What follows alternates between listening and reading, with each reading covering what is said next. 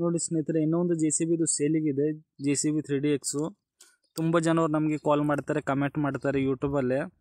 ಅದಕ್ಕೆ ಇನ್ನೊಂದು ವಿಡಿಯೋ ನಾನು ಮಾಡ್ತಾಯಿದ್ದೀನಿ.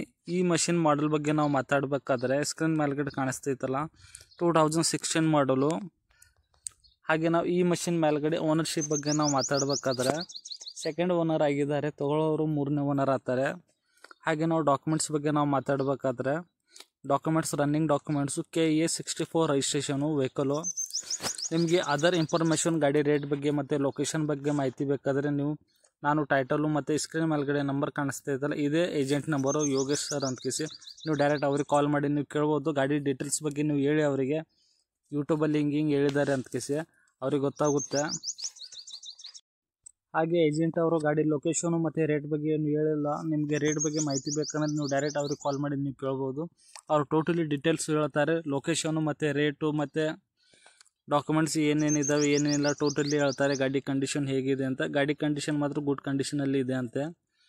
ಟೈರ್ ನೋಡಿದರೆ ವೆರಿ ಗುಡ್ ಕಂಡೀಷನ್. ನೋಡಿ ಸ್ನೇಹಿತರೆ, ಕಾಲ್ ಮಾಡಿ ನೀವು ಡೈರೆಕ್ಟ್ ಅವ್ರಿಗೆ ಕಾಲ್ ಮಾಡಿ ಕೇಳಿ, ವೆರಿ ಗುಡ್ ಕಂಡೀಷನಲ್ಲಿದೆ. ಫೋನ್ ಮಾಡಿ ಮಾತಾಡಿ ಅವ್ರ ಜೊತೆ ಒಂದು ಸಲ.